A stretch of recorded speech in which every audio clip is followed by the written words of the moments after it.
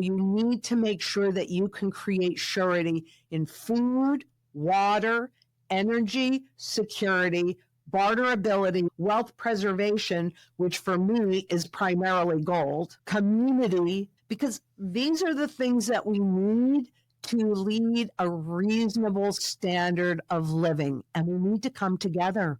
We need to come together more now than we ever have, because dividing us and getting us to think short term and getting us into that trading mentality, that's what they've been training us to do. Hello, everybody. It's Bernadette Joy, and we're back with, I'm going to say, the episode that I am most excited for you guys to hear all year. This woman is phenomenal, and that is not an exaggeration. I saw her at a conference recently in Malaysia, and within the first 5 seconds of her walking on that stage, I was like, oh my gosh, we need to have a deep dive conversation. She is a wealth. See what I did there? Wealth of knowledge on all things economics and money. And I'm so glad for you guys to meet my new friend, Lynette. Say hi, Lynette. Hi, I'm so happy to be here. It was great meeting you in Malaysia, and I'm very happy that we're able to continue the conversation. I am absolutely excited for this. For many people who might not have heard of you, would you mind giving a brief background of what your enterprises are and what it is that you do today? Oh, absolutely. First of all, you should listen to me because I've been doing this on some level since I was about 4 years old. So I dreamed for this moment in time, especially on money. In the past, I've been a banker, I've been a stockbroker, I've been a gold broker. So I really do understand that. But as a stockbroker with Shearson, I actually started studying currencies in 1987. And I'm the only one that I know that actually talks about currency life cycles, which is what we're dealing with right now. So it's critically important that people understand it so they can understand all the chaos and craziness that we're seeing around us. So, first of all, I love that you have been doing this now for decades, because a lot of the content that's out there in the ether, and I know that you have a great YouTube channel. There's a lot of YouTubers out there, and this is not shade to them, but they've just not even been alive for that long, let alone to really see what the life cycles look like. So for someone who's been following this now for decades, can you just start off with what you even mean? What is a currency life cycle, and why is now such a critical time to be paying attention to this? If you come to the Plutus Impact Summit this year, you are going to meet people who change your life and your business in ways that you can't even imagine today. Any goals that you have, you're going to be able to really solidify, and the steps that you need to take to reach those goals, whether it's with your business or your own finances, you're going to get that insight and that impact at the Plutus Impact Summit this year. The Plutus Impact Summit is May 6th through 8th in Charlotte, North Carolina, and you should be there. Tickets are available at plutisimpact.com. You'll also be able to join our community of financial professionals and content creators at Plutus CNX. That's a great question. And I'm going to relate it back to humans, because we've had training on what a baby looks like when they're first born, and what a teenager is, and what a young adult is like. And then I'm going to be 71 in a week, right? So what an older person looks like. So everything has a life cycle. And if you can train yourself to recognize what that looks like, so it's just patterns, then you know what the next most likely outcome is going to be. And the reason why right now is so critical is because we are at the end of this fiat money, this government debt-based money's life cycle, and we are transitioning or resetting into a new system. And it's critically important for people to come together and really understand what's happening so that they can make choices that puts their best interest first. Because here's my favorite question, Bernadette. How many times can you be lied to when you do not know the truth? Oh my God, that hit me in the chest today. I was just having this conversation with my colleagues in personal finance. How many times can you be lied to when you don't actually know what the truth is? Okay, so why don't we start there? What are the top 2 or 3 biggest lies that we're being told right now that you think a lot of people? Let's talk about the U.S. specifically. Probably the very biggest lie that this has value. It costs absolutely nothing to create it, less if they're pushing a button than having to print money.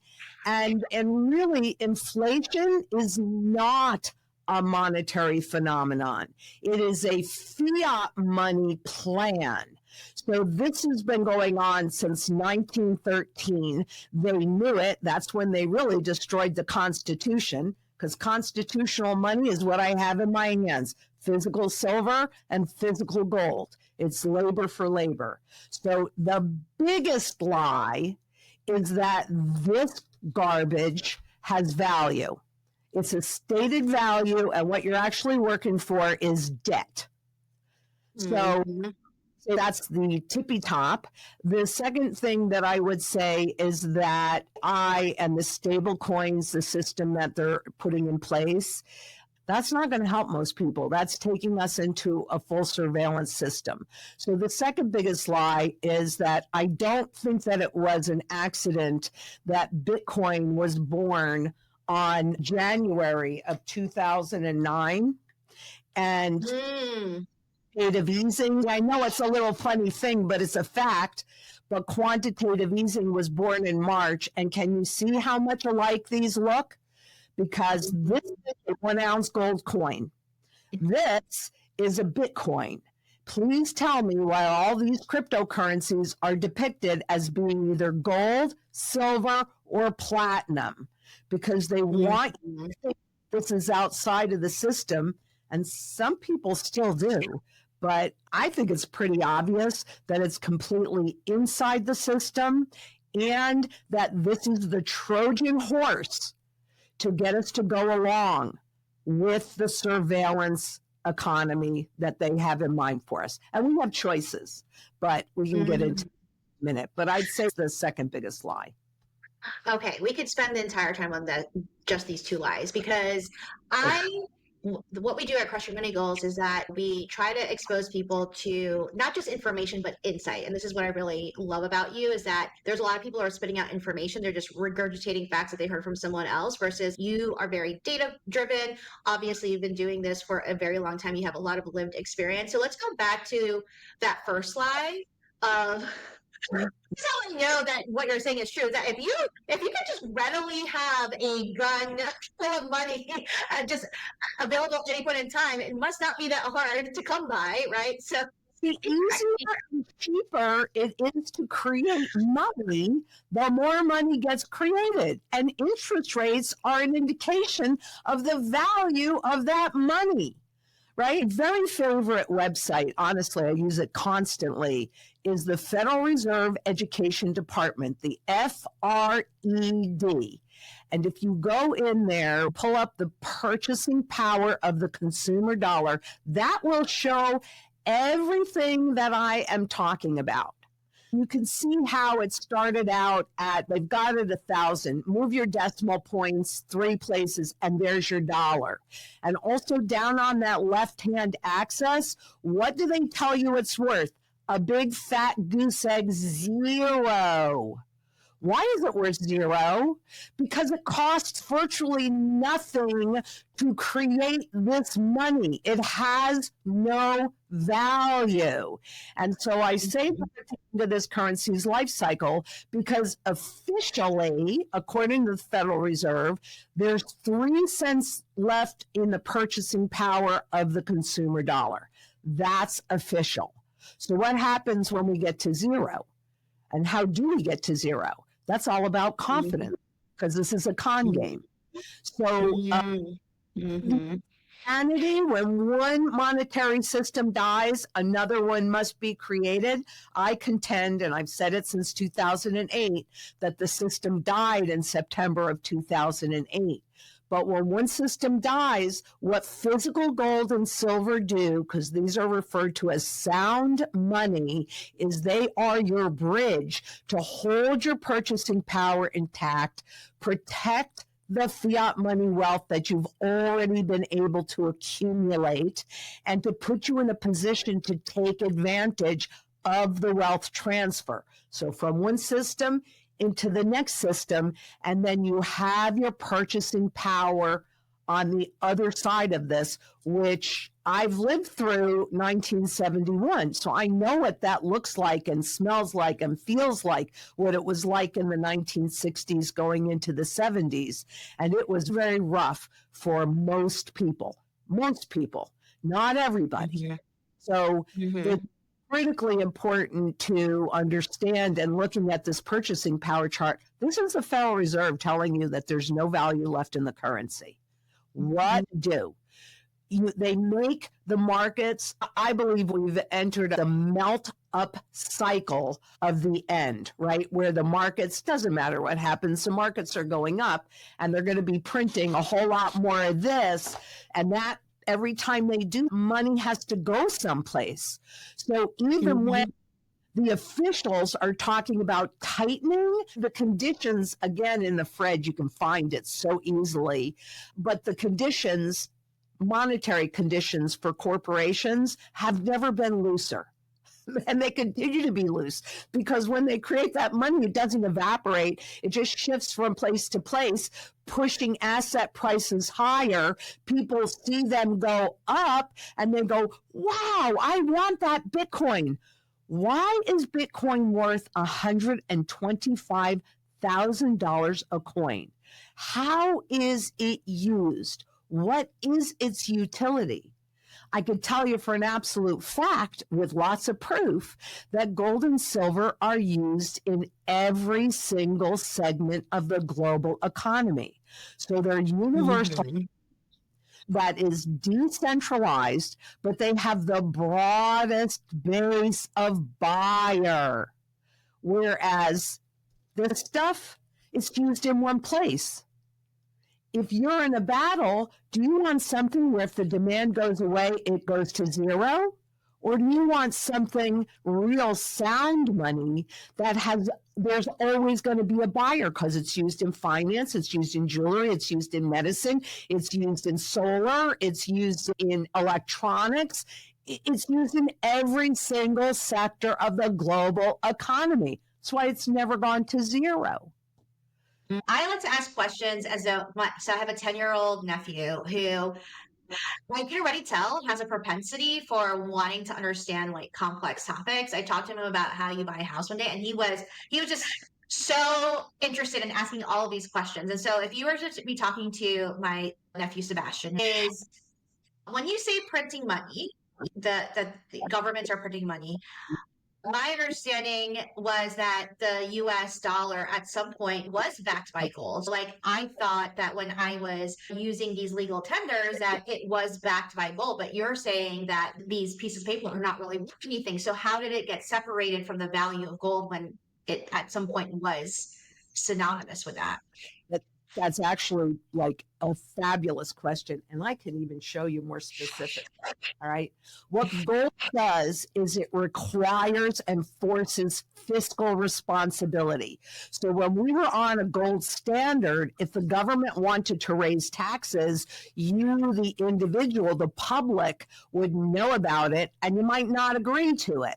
So they had to create this transition, which they started in 1913. And so this was the original money. That's a 1 ounce gold coin dated, what's the date on this? 1888. This was our money. I would have that in my pocket. But oh my goodness, it's so inconvenient. It's so heavy to have all of this gold in your pocket. So they came out with this, a gold certificate. And you might notice this little round gold piece here because they wanted people to think that this was the same as this. But if I had this, I could go into the bank at any time, any federal bank, and I could convert this into this. So it acted like the same. But in 1914, this is so disgusting, it drives me nuts. But in 1914, they took corporate debt, and I have the proof of all of this. They took corporate debt and they made these Federal Reserve notes. If you happen to have a bill handy, okay, first of all, look at how much alike they all look. So 20 years, all three of these circulated in the economy at the same purchasing power value. So people got used to Mhm. all the same. And then in 1933, they took the gold away from the public and we were left with this. So people think that nothing had changed when in reality, everything had changed. Because when the public, if I didn't like what the government or the central bank was doing, I could walk into any bank with this, pull this out. And that then put additional restrictions around how much debt the government could grow. They didn't like that. So for governments, what they wanted to do, and this is their statement, they want an almost invisible tax. Have you heard of the inflation tax? Almost invisible tax. They don't have to go to legislation to pass it, and they get to use the money first when it has the highest level of purchasing power. And then as inflation erodes it, by the time it trickles down to us, it has a whole lot less purchasing power. So that's why the governments needed to take the gold out of the system. Additionally, because they could create this, and they did, it used to be this. Okay, this is a $1 gold coin. You can see how teeny weeny it was. So this was equal to this 1 ounce silver coin. And there is a $1 silver certificate. So for many years, all three of those were, again, used at the same purchasing power value. But when they legalized the Federal Reserve, which is neither federal nor do they hold reserves, what they said was this used to back $1. Now it's backing $2.40. We needed flexible money. So they printed, when you're looking at that purchasing power chart, the first thing is this huge drop off of about 50% in purchasing power because they printed so much money. They printed so much money that it cost them more to produce one of these than to produce one of this, because this was based on corporate debt. They just converted corporate debt into Federal Reserve notes, debt instruments. And that's what happens. We still had silver in our system and used as coins. These are quarters, dimes, quarters, half dollars, and dollars. And that was the silver. But then again, they printed so much money that it cost more than $1 to create a silver dollar. So as the money, they need cheaper money. This gives you, the public, a tool to hold government's toes to the fire, especially redeemable gold in the system. And the reason why I travel all over the world speaking about this, because it's a global issue. And because we are now transitioning and resetting into a new monetary system, this is frankly the absolute best opportunity that I have ever seen to get redeemable gold back in the system again. And redeemable gold means if I don't like what the government or the central banks are doing, I can pull this out and I have the power. The public needs to take their power back, and this is the best opportunity that I've ever seen to do it. Because if we don't, now we are in a full surveillance system. Everything that you own is digitized and broken down into itty bitty pieces. And the World Economic Forum says by 2030, you will own nothing. Yes, because you're inspired to spend it, especially with AI coming in. So everybody needs a foundation of sound money in their portfolio, no matter what happens. But it makes having it so much more important, because the reality is, if you don't hold it, you don't own it. It is merely your perception of ownership But legally, and I can give you this too, you can see the ownership string and you are classified as a beneficial owner of your stocks, of your bonds, of any of your intangible assets. And it's the big banks that actually are the legal registered owners. They pass proxies and dividends to you so that you have a perception of ownership. But in reality, they get to take your equity and use it, gamble with it for their benefit. And we saw what happened in 2008 when their bets went back. Nobody went to jail, but the public really suffered. It was a massive wealth transfer. And one of the reasons why I say I knew that the current system died then. This is the new system. What are you going to do? Make sure that you're okay in that new system. And I don't know, maybe even better than when you went into it.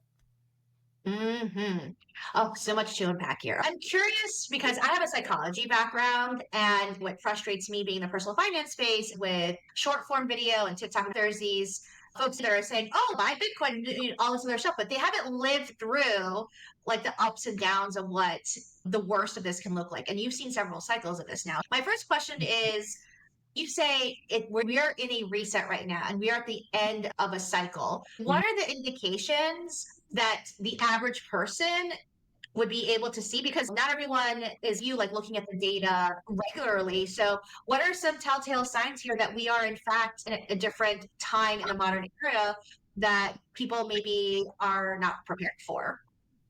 Yeah, there's a level of chaos. And if we go back to the 1960s, and my daughters were born in 1981, so I really do understand where we're at with it. When we go back, there's always war, there's always women's issues, there's always civil rights, there's always energy issues, there's always inflation, there's always market crisis.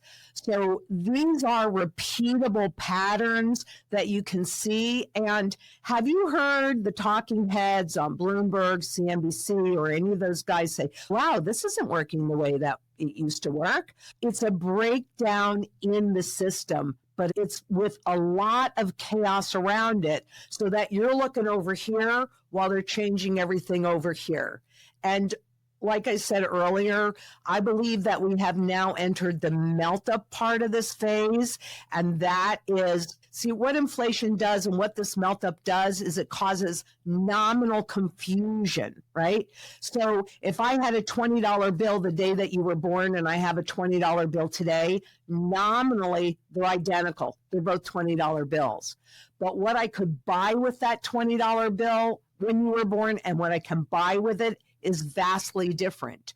So the people are watching Bitcoin go up and they're watching the markets going up and they're going, fear of missing out. Oh, buy the dips, this and that. It's the training. It's the psychological training. But I have here a $10 trillion Zimbabwe note. $10 trillion. That means that I am a trillionaire in Zimbabwe. But do you know what I can buy with this? Nothing? Absolutely nothing. So people get blinded by numbers when they need to look at valuations. So the markets are going up, but take a look at the purchasing power chart and go short in so you can see that we are losing, and particularly since 2008, a massive amount of purchasing power. And I'll tell you, as I was re-entering the world and I'm watching Bloomberg, and what were they touting? The devaluation trade. The devaluation are you flipping kidding me? Yes, that's been the plan all along. But the simple fact that they are touting this as a good thing, do you know what that means? That means that they are intentionally and overtly, it's been covert, that's what inflation is. They have intentionally, they're saying the loss of value in your money and what you are forced to work for, try and save, that's a good thing. It's not a good thing. It's not a Practically speaking, because I run into this as a financial coach, I run into that exact scenario of clients who are like, but Bernadette, the stock market is up 20% this year. And Bernadette, Bitcoin is up this. So you're telling me to pull my money out of something that's growing for what? Do you have any guidelines as to how much should I be? Are you saying that everyone should be like Scrooge McDuck and like have a vault, like just that they swim in gold? Or what can the average person do? They're listening to this podcast and they're like, you know what? I believe what Lynette is saying right now. What do I need to be doing today? What advice do you have for that person? That is a fabulous question. And to be honest with you, if I got to swim in a whole bunch of gold, it'd probably be around my skin, but I wouldn't mind that at all. Okay, so there are a couple things in this. Number one, if you take a look over the last, I think since the beginning of the year, even as the stock markets have risen and even as Bitcoin has risen, actually silver has outperformed everything, gold second, and those are by a very wide margin. We're just taught away from them. So one of the things in all of these patterns is I've developed a strategy. It's a sound money strategy, and it takes into account your current cost of living. Again, the fiat money assets that you've managed to accumulate, stocks, Bitcoin, whatever it may be. It takes into account any debt, particularly fixed rate debt, like a mortgage or a car loan, fixed rate debt. And it also then puts you in a position to recognize the patterns, like the accumulation patterns, to shift over. So we start with your goals. What is it that you are trying to accomplish? And we look at all of those pieces. And then here's another really important piece, Bernadette. I'm telling you, so important. Everybody really needs to understand the true fundamental value of any asset or any instrument, not what the markets want you to think its value is, because these are trading markets. These are not supply and demand markets. These are trading markets, and everything has been turned into a financial product.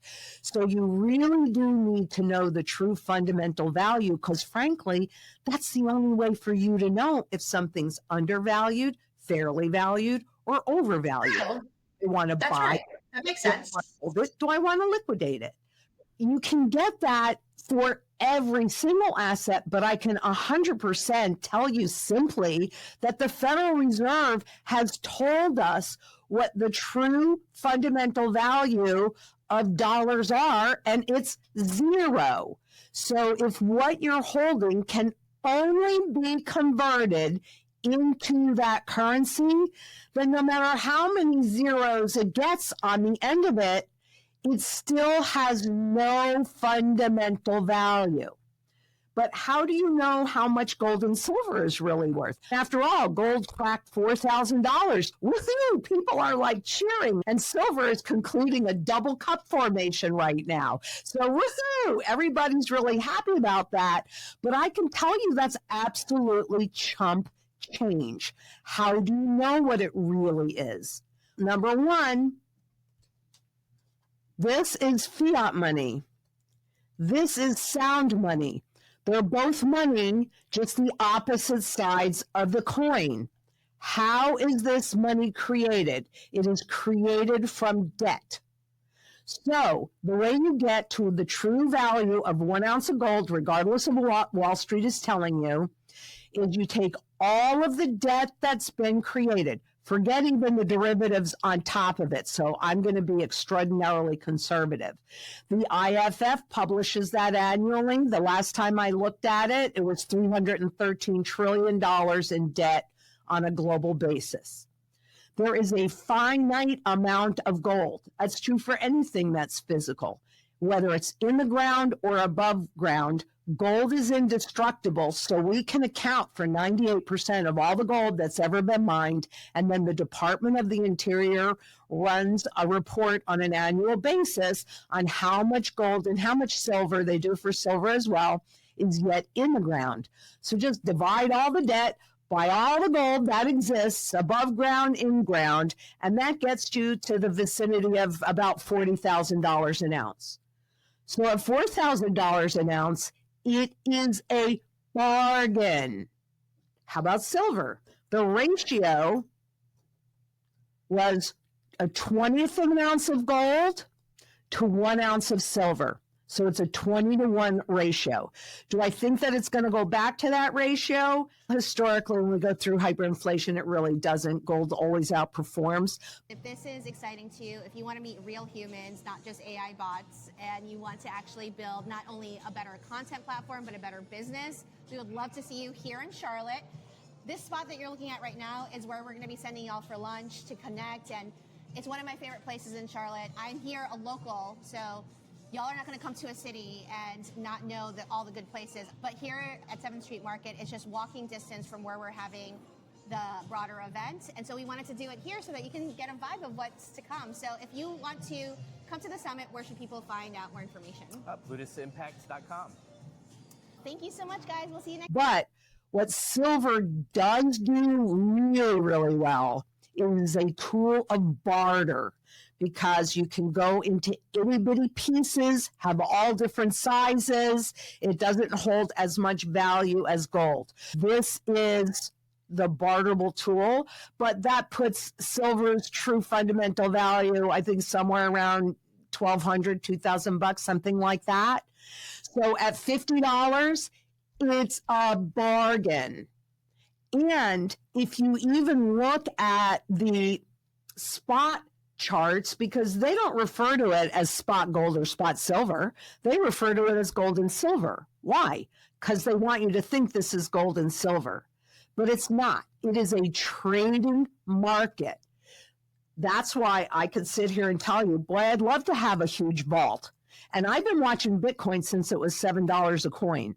And did I buy it? No, and I haven't. Nope, because I'm not a trader. I'm a long-term strategist. And because I'm really trying to build both local communities, but a global community to get sound money back in the system again. And I have to tell everybody what I'm doing for myself, because that's my ethics.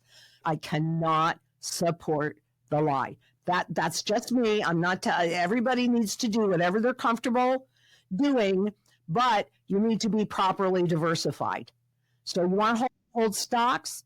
Rock and roll hoochie coo, do it.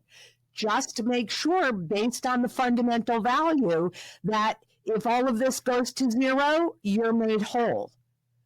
And that's the sound money strategy. It's designed in a full circle. So any taxes, any costs, any fees, your barterable portfolio is designed for you to actually spend. So you're using that up. We need to recoup that.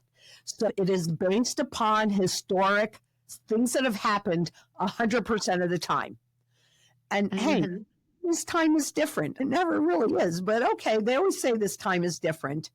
So I would say that if it's different, what's the worst thing that happens is you're sitting with gold and you're sitting with silver, and gold, according to the Bank for International Settlements, is the only financial asset that runs zero counterparty risk. You hold it, you own it outright.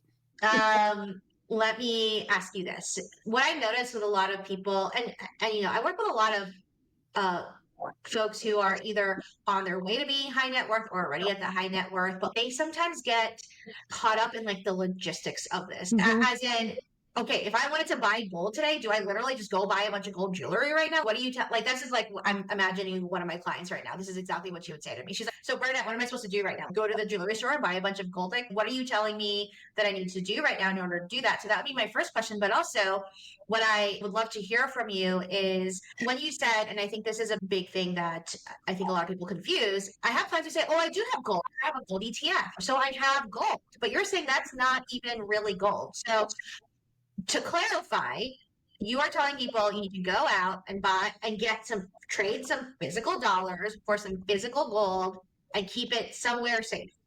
Yeah, and they can be intangible dollars because you can do a wire transfer, et cetera.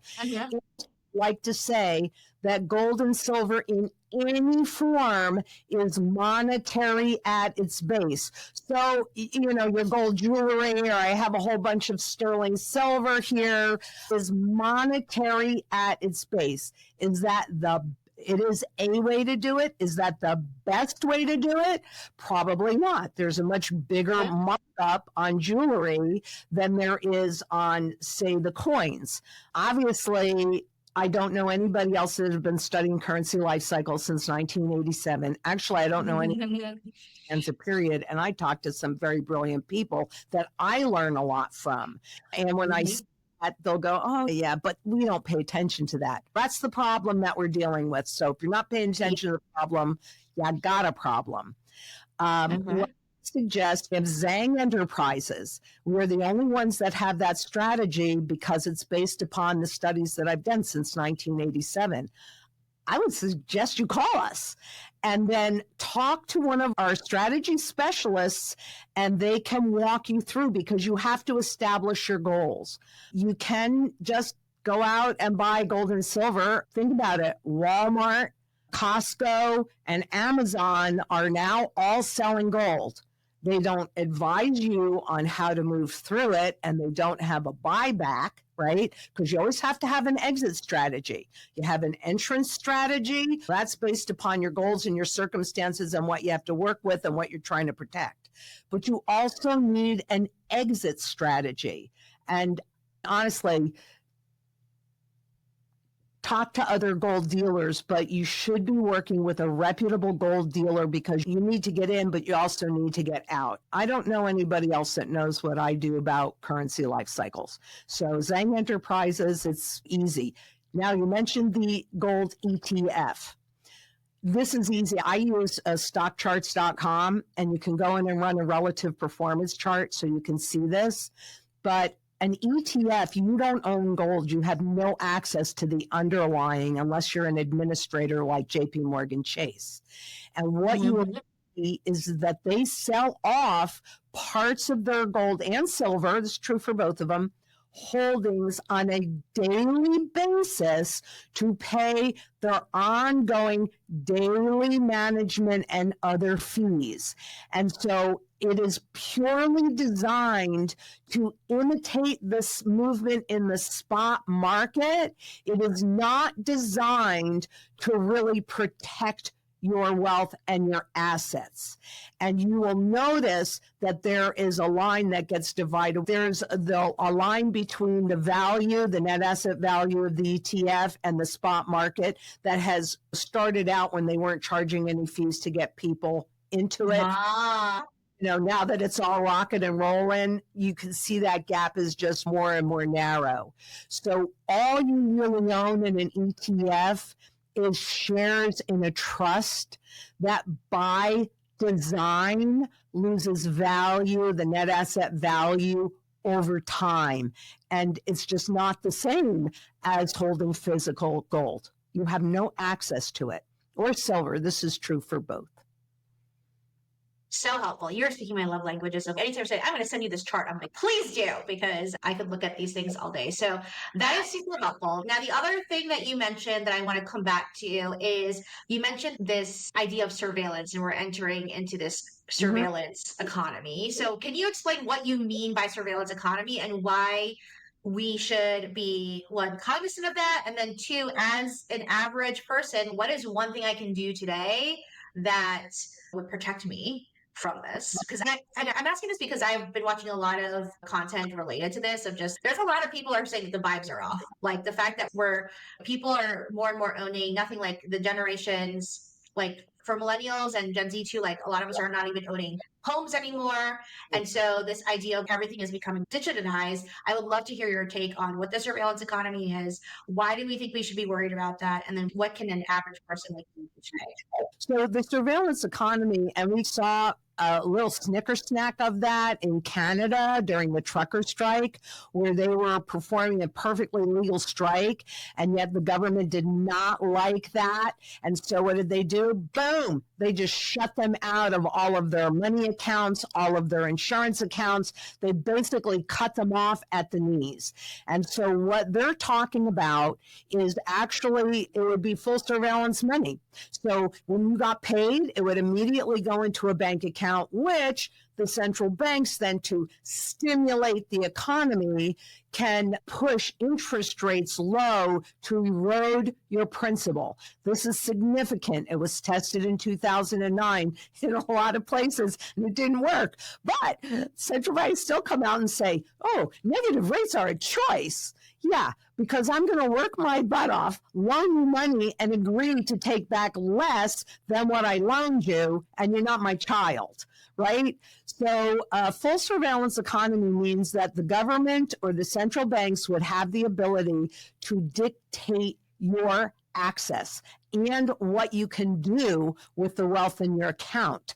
They can make your principal evaporate with negative rates. So now you make a deposit. I have to go back. Money was supposed to perform 4 functions: a tool of measure for pricing, a tool of barter, so if I give you this, you'll give me that, a short-term store of value to make sure that you're fairly paid for your labor today, and a long-term store of value so that no matter when I use that money, I'm always fairly paid for the labor that created that money to begin with. Fiat money took that down to 3 because everybody knows that if you just hold on to dollars, they're losing value through inflation, right? So you have to go out on the risk spectrum to try and make more dollars than you're losing through inflation. But in this digital system, it actually takes it down to 2 because what they've been talking about is when that paycheck gets deposited into that account, it immediately is in a negative rate environment. So you're not even being fairly paid for the labor that created it today. And all this new digital currency is about a tool of measure so they can price things and a tool of barter so you can buy things. And that kind of brings me to this next piece, which is critically important that people really understand. And that is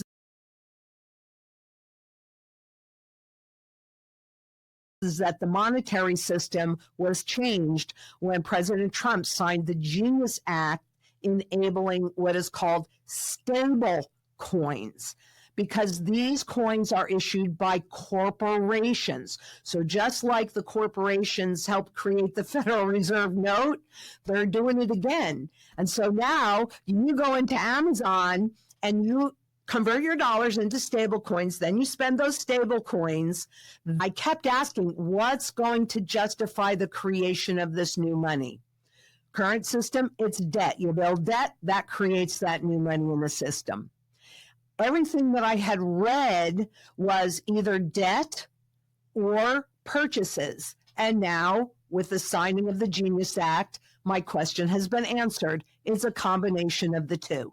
So your purchases, my purchases using stable coins will justify and actually require more than justify, require these private corporations to go in and buy treasury debt at a time when the traditional buyers of that debt, this is not new, this actually started in 2008 really, but when the traditional buyers of that debt have left or are leaving the market. So they needed to create a new artificial market for dollars, which is what they did with the petrodollar. This is just such a parallel to what happened in the early 1900s and what happened again in the 60s, 70s, and 80s. This is not new. I just finished doing a series to show people those parallels because we are transitioning and we have a choice. At this point, we have a choice. And if we can get sound redeemable gold back in the system, even in a surveillance economy, you don't like what they're doing, you pull the gold out, you have taken your power back. If we don't do that, they're taking us back to feudal times where you just have a handful of owners that own everything. And then are we not being trained to rent everything? Right? Mm-hmm. For absolutely everything, and they digitized. I started talking about digitization. I think the first video I did was in 2015 on digitization because they're talking about it. And if they went in and they took your house or they took your car, you're going to know about it, right? And you're not going to be happy with it. But you carry all your wealth and all your equity on your phone. And you've got AI that knows exactly how you think and what they need to do to prompt, to motivate you to spend your equity. And before you know it, the World Economic Forum is right. You own nothing. But I'm really certain you won't be happy with that. So what to do is have hard assets outside of the system, and sound money needs to be that foundation. You have to do everything. I mean, I have, but that's because this is where I live my life. But also, we need to be as independent and self-sufficient as we possibly can be. And that's where local community comes in and is so important, because food becomes the single biggest issue for people during these transitions. So you need to make sure that you can create surety in food, water, energy, security, barterability, which for me is primarily silver, but any talent and anything physical you have is barterable. Wealth preservation, which for me is primarily gold. Community, because I've been working on this a long time. I'm further along than most anybody I know, and I'm still not 100% there yet. And then shelter, because these are the things that we need to lead a reasonable standard of living. And we need to come together. We need to come together more now than we ever have, because dividing us and getting us to think short term and getting us into that trading mentality, that's what they've been training us to do. I'm so glad I was a broker in the 80s. That was when globalization was all the rage. And I remember I can see some holes in this. Well, now what I also find is so interesting with the breakdown in the supply chains, we hear a lot about deglobalization, but has not been shifted, the monetary system. And so what took place through the International Monetary Fund, the IMF, and that's every Treasury Secretary and almost every Treasury Secretary and every central bank chief in the world. But the IMF has a currency called the SDR, which stands for Special Drawing Rights. It's just a name, just like the dollar is a name or the yuan is a name. It's just a name. But what it actually is, a basket of currencies. And there are no limitations on how many currencies they can put in this basket. Right now there's 6. But they can put every single currency in it, and they've been working on what they call a universal currency. So now the world, and the SDR has been around since 1969, so it's already in place. All the governments have a bunch of it, dusted off and tested all their systems. It's good to go. But it's like this big umbrella with every currency in there. And then all they have to do is translate that SDR, that universal currency, into a local currency. So like a dollar or a yuan or whatever. So people don't think that anything has changed when in reality, everything is changing. We need to take our power back. We need to take our power back. Man, I could talk to you all day about this, but I have some personal questions, if you don't mind me asking here. Anything. I can clearly sense your passion around this. You've been doing this for a long time.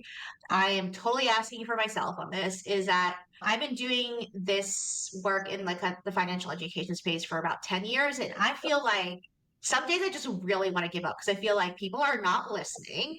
Like, you would think that COVID would have made people think differently. I started my career in 2007 in financial services, in HR, in New York City. And so I saw firsthand what was going on in 2008. Like, I was one of those people at 22 years old who was laying people off and telling them, you don't have a job anymore because these people somewhere just created a system that collapsed. And who has been now doing this for a while, and you're still maintaining the same energy, like the same, or I don't know, maybe more, even more. I don't know. I can't even imagine what you were like when you were like 30, 40 years old. If you're like this at 71, is what are some things that you do to stay on track when you feel like there are days when you feel like, wow, like it feels like I'm talking to a brick wall sometimes. And two, from a health perspective, I am just so floored. Like when I say I was so impressed by your energy when I saw you in Malaysia, and seeing that you still maintain that same energy a couple weeks later and you're doing all this travel. Give us the secrets on how you're staying so young, because I want to do this for another 30 years like you, and I feel like I'm about to give up most days. First of all, I am the youngest of 7, so I'm very used to people not listening to what I have to say, so it doesn't bother me. I will tell you that right now. It doesn't bother me at all. But I also know a lot about the food chain and the quality of the food that is out there. And so I have created, after 2008, when I knew the system died, then I was living in a little 2-bedroom condo getting ready to retire. And I was just going to travel, stay someplace for a few months, learn the cooking, learn the art, travel around, and all of that. And then when 2008 happened, I have been groomed for this moment in time. If I hadn't been a stockbroker at Shearson in the 80s, when I happened to stumble across, don't ask me how, I don't remember how, but I stumbled across non-dollar denominated bonds. And those are just bonds that are issued in different currencies. But if I was going to put a client into that, I needed to understand it. And in those days, I could call the head of currency trading in Shearson and have a conversation with her, which I did for about a year and a half every single day. And so I am very clear that I am on a mission here, because I have been guided my whole life to understanding these at all different levels, whether it's the hard assets or it's the stock markets or it's the banking system. And so when you are on a mission and you know that you've got to, I really want to make a positive difference for a lot of people. I make sure that I am a very clean eater and I eat nutritionally dense food, which I grow like 85% of it myself. I'm going toward 100%. And I have to help people. If I don't do it, who's going to do it? It's so simple. If I'm not going to do it, who's going to do it? So, I do. I look in the mirror and I'll say to myself, and sometimes if you get a little discouraged, I look in there and I go, if not me, who? And if not now, when? And legacy for my children and my children's children is vitally important, because I know what they're trying to do to us. And that is not okay with me. You mentioned something a little bit earlier, and I was born in 1954. And still, so I'm a tail end baby boomer. And every parent wants their child to do better than they did. And now we are in the first generation where that's going backwards. And again, that's not okay with me. So this battle isn't for me. I have plenty. I could do whatever it is that I want for the rest of my life. It's for my children and your future. And freedom is not free. Ethics are not convenient. And convenience, it just catches you. How do you catch a wild hog, right? You do it slowly, get them used to it, that frog in a pot of water. And before you know it, if everybody is in intangible assets and they say no, you tell me who you're going to call. That's right. That's right. That's right. I still remember a day when most of the businesses out there were mom and pop owned. And if I was not happy with someone, I went to the decision maker and I said, I'm not happy. And that decision maker cared about my business. And so they would do something to fix it. And if they didn't do something to fix it, that was their choice too. But generally speaking, that's how we are at Zang Enterprises. The distance, I used to have been with Verizon for a gazillion years, and I used to have my own rep there in the beginning. I don't have a rep there anymore. If I'm not happy with something at Verizon, too bad, so sad. Who am I going to talk to get it fixed? AI. AI won't fix it because AI is not a decision maker. We are being more and more distanced from those that can make the decisions to fix the problem, and they don't care. They don't care. You go away, and that's okay. They got plenty of other people. Maybe that's old fashioned, and I have no problem being called old fashioned because I think that people matter. And I think that, and I've also read enough of their work, and it's about dividing and conquer. COVID was a test. Yes. It was a test. And are so separated, and AI is separating us even more. And I was recently reading an article on how Elon Musk is framing Grok in his image, in his opinion. So whether you like them or you don't like them, is that why you're going to AI? You're trying to get information, but you're not getting good information. You're getting tainted information. That's right. That's right.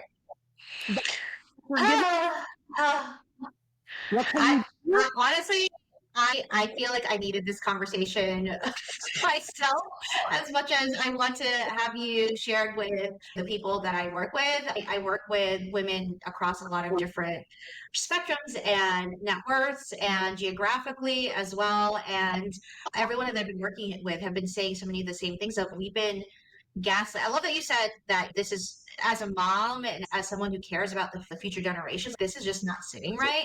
Yet we're like, a lot of the women I talk to, I feel like I am constantly trying to gaslighting of, oh, you're crazy for wanting to physically touch the things that you own, or you're crazy for being worried about what your kid's future looks like, because all of this is hunky-dory and normal, and it's not normal. So I'm so grateful for you sharing out loud what I think a lot of people are thinking and maybe afraid to say. And so that's a lot of courage. So I really want to express how much that means to me to see you doing that.